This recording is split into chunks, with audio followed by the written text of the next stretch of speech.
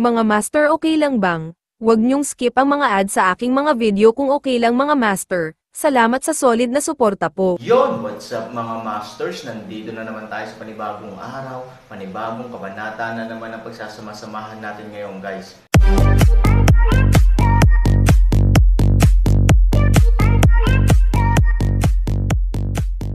Bali mga masters, kung bago ka pa lang po sa aking YouTube channel, please click the subscribe button, lalong-lalo na po yung notification bell, guys, para maging connected pa rin tayo sa isa't isa at maging updated kayo sa mga susunod ko pang video. Bali mga masters, bago natin umpisahan ng kwento ay mag-shoutout po muna tayo para sa mga solid nating tagapakinig. Shoutout kay Cram Suzy at shoutout kay Norlisa Sugay. Yun na nga mga masters, no? Bali hindi na ito patagalin. In 3, 2, 1, let's go! Siyempre gustong marinig ng matanda, kahit sa panaginip niya, pero nung papayag na siya, may bigla siyang naalala. Di ba sabi mo sasabihin mo sa akin ang sagot kapag namatay ako? Bakit ngayon pa? Han Sanchen, sa tingin mo kaya mo na akong patayin ngayon? Galit na tanong ng matanda. Nariyan ang pakiramdam na pinapahiya ng iba, at nariyan din ang galit na minamaliit ng iba, ang damdamin ng matanda ay lampas sa salita. Ngumiti si Han Sanchen, hindi naman talaga kailangan ng mga matatalinong tao ng sobrang kalokohan. Oo, sigurado ako na tipaklong ka lang sa kamay ko ngayon, kung gusto kitang patayin, kahit anong oras pwede kitang kurutin ng daliri ko, papatayin kita, para matupad ko ang pangako ko at masabi ko sa iyo ang sagot. Gusto mo bang marinig? Gusto niya talagang bumangon at direktang lumaban. Paano siya mamatay? Paano niya nagagawang mamatay? Gayunpaman, siya ay labis na naguguluhan tungkol sa sagot sa likod ng lahat ng ito. Kaya, pagkaraan ng ilang sandali, tumingin siya kay Han Sanchen, kung gayon, gusto kong marinig ito. Ngumiti si Han Sanchen, napakasimple, makinig ka. Sa totoo lang, noong pinasabog ko ang iyong blood pool, naisipan kong putulin ang supply ng pagkain mo para matalo ang kalaban ng hindi lumalaban. Upang makarating doon, sinanay ko pa ang isang pangkat ng mga kapatid na harapin ito. Gayunpaman, pagdating ko malapit sa blood pool, nakita kong mas komplikado ang sitwasyon kaysa sa inaakala ko, at ang distansya sa pagitan ng base camp mo sa blood pool ay masyadong malayo. Kaya naman, kung sinunod ko ang orihinal kong plano, kahit na nawasak ang blood pool, mahihirapan din tayong bumalik sa Yetian City. How long can you Tiancheng hold on without me? So, in this matter, on the surface, parang kumita na ako sa blood pool mo, pero sa totoo lang, mas marami rin akong natalo. It is a typical murder of 8,000 people, self-loss of 800, although kumikita pa ako, hindi ako qualified na mawalan ng 800. Kaya, pansamantalang inayos ko ang aking diskarte, itinago ang mga sundalo, at pagkatapos ay gumawa ng isa pang plano. Kumunot ang noo ng matanda. Etong planong ito ay para kang magpanggap na sumuko, tama. Tumanggo si Han Sanchen, kaysa mahuli mo ako kahit gaano pa ako magtago, mas mabuting ako na ang magkusa na pumunta sa pintuan ko, at least, pagkatapos kong mahuli, naging masaya ka, kahit mayabang, to the point na hindi mo pinapansin ang ilang detalye, kasama na rin dito ang iyong deputy captain ng escort team, para sa kanya, ito ay isang magandang pagkakataon kahit na may maling serbisyo. Itatago niya ito para sa akin sa ganitong paraan, babaguhin ko ang sitwasyon at maging ang tunay na taong nahuli mo. Ang aking mga meridian ay naputol sa oras na iyon, at magiging imposible para sa akin na maibalik ang mga ito sa aking sariling lakas, kaya kailangan ko ang tulong mo. I actually have another identity that you don't much know about, and that is that I am from Fairy Island. I'm sorry. Although I'm not as good at some medical skills as that bullshit king, I also have a lot of medical skills that I know but he may not know. Among them, there is a way to deal with damaged meridian. Kapag sinaktan mo ako, mananatili sa katawan ko ang ilan sa totoong enerhiya, napakaliit nito na halos hindi nakikita ng mata. Ngunit hindi ibig sabihin na hindi ito magtatagal. Biglang namula ang mukha ng matanda. I understand. What you mean is that when we punish and torture you, we are actually helping you. The little things add up to big things. In the end, maraming energy ang natitira sa katawan mo dahil sa pambubugbog, pwede naman talaga diba? Oo, at iba talaga ang mga ito sa ipinasa sa akin ng mga tagalabas, sa teorya, sila ay kabilang sa aking katawan o bahagi ng aking laman. Maaari silang manatili sa aking katawan, kaysa maipasa sa akin ng iba kapag wala akong mga meridian, hindi ko ito mapanatili. Para akong isang damo, at kung bibigyan mo ako ng mga buto ng apoy, makakaasa akong mag-apoy muli. I'm sorry, iba ang katawan ko sa mga ordinaryong tao at sobrang makapangyarihan. I won't tell you this, because you may not understand it. In short, I can bear your torture. Sa apoy, kailangan ko lang itong sindihan. Sumimangot ang matanda, pero may tanong dito. I agree with your method, but even so, you can only return to your original level at most. Why are you now? Well, I have to thank your good subordinate Chanho. From a certain theory, hindi naman talaga siya inakusahan ni Huya ng mali, dahil kahit hindi siya especially iya, siya ang pinakamalaking especially iya. Ang pinakamalaking especially iya. Oo. I originally expected to rely on this method. Let me recover for a while, then I will have enough strength and the distance between me and you will be very close. The most perfect situation is equivalent to me scoring without expending any immediate effort, inside of you. Bagamat hindi ito nangangahulugan na maaari kong gawin ang anumang bagay, ngunit hindi bababasa, ito ang tanging paraan upang mas maantala ang iyong hukbo. Ngunit ang hindi ko inaasahan ay ang Chanho ay lumitaw sa oras na ito, at binigyan ako ng isang malakas na gamot sa sandaling siya ay dumating. Ang batang ito ay talagang pinakain sa akin ang tinatawag mong ultimate poison. Kung ikaw, ang matanda, ay gumawa ng higit pang mga paghahanda bago ang digmaan, dapat mo talagang malaman na ako mismo ay isang hari ng lason. Ilang beses na ginamit ni Han Sanchen ang kanyang makamandag na dugo para pumatay ng mga tao, lalo na noong siya ay nasa gitnang kapatagan, at ilang beses na niyang nagawa ang mga mahimalang gawa. Gayunpaman, ang lahat ng ito ay nakatago sa labanan at nagiging maliliit na detalye. Kung hindi pa nailabas si Han Sanchen at nahiwa-hiwalay na parang palaka, talagang mahirap tuklasin ang mga detalye sa mga detalyeng ito. Papatayin ako ng lason, ngunit tulad ng dati, kung hindi ako papatayin ng lason, maaaring gamitin ko pa rin ito. Nagkataon lang na malakas talaga ang lason na binigay mo sa akin para patayin ako, ang hari ng lason. Pero naisip mo na ba, kung kailangan kong makaligtas sa nakamamatay na lason na ito, hindi ba ito isang malaking suplemento sa akin?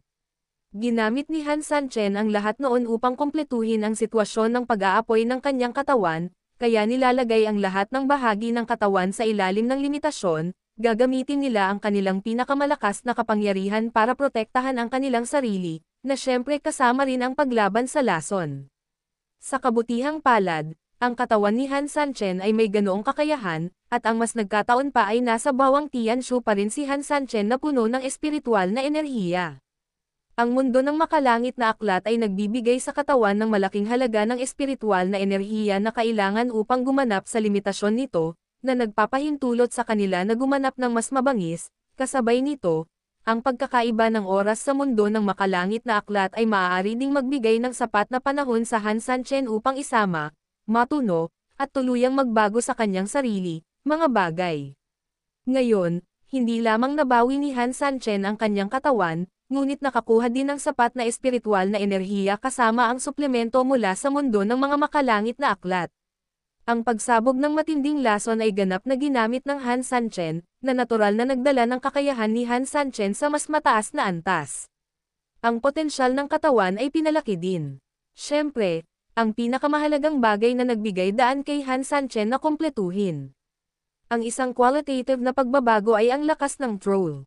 Nang sisabog na ang katawan ni Han Sanchen, kinailangang ilabas ng troll ang kanyang kapangyarihan para protektahan ang katawan ni Han Sanchen para sa kanyang kaligtasan. At ang kapangyarihang ito ay halatang napakalakas, paano ito pakakawalan ni Han Sanchen?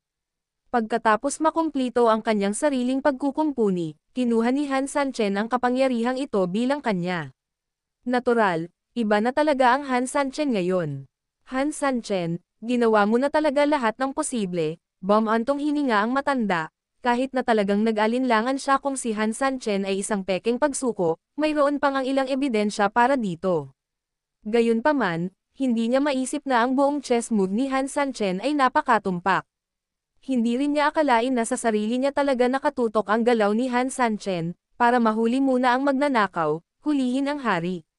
Matapang ka talaga, pag nagkamali ka ng hakbang sa prosesong ito ay sasalubungin ka ng bangin, hindi ka man lang makapasok sa yungib ng tigre at mahuli ang anak ng tigre, ikaw, sabi nito ng matanda, kahit ako ay hindi napigil ang umiling ng walang magawa. Kapag nakatagpo ka ng ganyang kalaban, hindi mo man lang masasabing nakakatakot, kundi isang ganap na bangungot. To deal with an enemy like you, and to deal with such a huge army like yours, paano tayo magtatagumpay kung hindi tayo gagawa ng kalokohan? Buti na lang at maganda ang ginawa ni Huya this time. I can get a little benefit, too. I successfully deceived a group of your cronies, and you really thought you will punish me, so you can rest assured that Huya. Pinarusahan muna ako ni Huya ng mga normal na pag-atake para dayin ang iyong mga hinala, at pagkatapos ay sinabi, kaya, ako ay lubos na nagpapasalamat sa iyo, ngunit nasabi ko na, kaya dapat kang mamatay ng mapayapa. Panipi. Pagkasabi nito ay tumingin si Han Sanchen sa matanda na may panunuya at hakbang-hakbang na naglakad patungo sa kanya. Umiling ang matanda, kahit totoo ang sinabi ni Han Sanchen, hindi pa rin siya naniniwala na kaya niya, Han Sanchen, ang pumatay sa kanya ng ganito. Ngunit sa pag-iisip na ito sa kanyang puso, hindi napansin ng matanda na ang kanyang katawan ay walang kamalay-malay na umatras nang lumapit si Han Sanchen. Tara na, tara na. Ang matanda ay umungal ng malakas, at ang takot sa kanyang puso ay hindi na siya makaupo. Nang marinig ang utos, ang malaking bilang ng mga sundalo ay hindi nang ahas na magpabeya at sumalakay sa Han Sanchen. Basura! Ang katawan ni Han Sanchen ay galit na galit, at ang malakas na enerhiya ng demonyo ay direktang nagpatalsik sa mga sundalo sa paligid niya. Kasabay nito, ginamit ni Yu Wang sa kanyang kamay ang wuxiang divine art sa backhand upang pansamantalang masipsip ang mga spell na nagmumula sa buong paligid, at pagkatapos ay itinapon ang mga ito ng direkta sa mga matatanda sa harapan. Parehong nagtatanggol at umaatake, araw at gabi, gustong samantalahin ng matanda ang oras na ito para makatakas dito bago pa man siya magkaroon ng oras para bumangon, pinipilit na niyang iwasan ulit ang atake ni Han Sanchen, kaya napabalikwas na lang siya ulit sa kahihiyan. Napahiya siya, sa sukdulan. Ang mga taong napailing ay mabilis na muling nagsama-sama at muling inatake si Han Sanchen. Ngunit para sa Han Sanchen, ang mga ito ay hindi sapat upang magdulot ng anumang mabisang pinsala sa kanya, at most, nakakainis lang silang langaw sa kanya. Sa isang kisap mata, dumaan si Han Sanchen na may palad, at marami pang tao ang natamba. Ang kanyang mga yabag ay patungo pa rin sa matanda. Sobrang nanlumo din ang matanda, napahiya siyang umiwas sa pag-atake ni Han Sanchen, bilang karagdagan, gusto niyang tumakas, siya ngayon ay tumatakbo ng. Napakasuray-suray pasulong habang pasuray-suray na umiwas, ngunit nasa likod pa rin si Han Sanchen, nag-aatubili na humabol. Ang daming sundalo, siya, Han Sanchen, mas mabuting huwag mo akong hayaang makaalis dito, kung hindi, pangako mamamatay ka ng masama. Nagmura ang matanda sa kanyang puso, at pagkatapos, itinaas niya ang kanyang mga mata at biglang lumingon sa ilang mga tagasunod sa paligid niya na dumating upang suportahan at protektahan siya. Biglang sumilay ang bakas ng kasamaan sa kanyang mga mata. Sa sumunod na segundo, ibinalik niya ang kanyang kamay at direktang itinulak ang ilang tagasunod patungo sa Han Sanchen. Bago naunawaan ng mga mahihirap na tagasunod kung ano ang nangyayari, sila ay naging scapegoats ng matanda. Kinuha ang pag-atake mula sa Han Sanchen sa kanyang ngalan. Maaaring hindi nila maintindihan hanggang sa kanilang kamatayan na sila ay nagtrabaho ng tapat para sa mga matatanda, ngunit sa huli, ang mga matatanda ay tinatrato sila ng ganito. Sayang hindi nila naitanong ang mga ito, sa ilalim ng pag-atake ni Han Sanchen, ilang tao ang naging itim na enerhiya at lumutang sa hangin. Gayunpaman, sinamantala rin ng mga matatanda ang puwang na ito upang sa wakas ay pansamantalang makatakas mula sa ganap na panganib sa tulong ng kanilang pagkamatay at ng mga reinforcement ng iba pang mga sundalo. Fuck! Kabkuban si Han Sanchen ng mabangis, kahit ano pa ang halaga. Oo, isang malaking bilang ng mga sundalo ang patuloy na humihigpit sa pagkubkob, at kasabay nito, ang mga pulutong ay nakasalansan, na nagpapalaki ng paligid. May darating. Umiiral. Utusan ng mga tropang frontline na salakayin kaagad ang Yetian City sa lahat ng paraan. Gusto ng kanyang Han Sanchen na magmadali ako dito, at gusto kong mas mabalisa ang kanyang bayan kaysa sa akin. Oo, sa sandaling matapos siyang magsalita, ang matanda, sa tulong ng ilang tao, ay sa wakas ay nakahinga at umatras patungo sa paligid. Hindi napansin ng matanda na sa sandaling ito, basang-basa na siya sa malamig na pawis. Bagaman hindi siya pinatay ni Han Sanchen, sa anumang kaso, sa ganoong kalapit, si Han Sanchen ay lubos na natakot. Kagawaran ng pagtatanggol ng lungsod ng Yetian. Ang lugar ng pagkubkob, na nasa ilalim na ng matinding presyon, ay biglang narinig ang tunog ng mabibigat na tambol na nagmumula sa kabilang panig. Commander, mukhang maglulunsad ng pangkalahatang pag-atake ang kalaban, wala silang pasensya. Sabi ng subordinate kay Peklat. Ang Peklat ay patuloy na lumalaban, at ngayon ang kanyang katawan ay puno ng dugo. Ito ay ganap na hindi malinaw kung ang dugo ay pag-aari niya o ang kaaway. Maya-maya, utusan mo ang lahat ng mga kapatid na nabubuhay pa na lumaban hanggang sa huling sandali. Oo, over at Hyjin, the same war report came from his subordinate.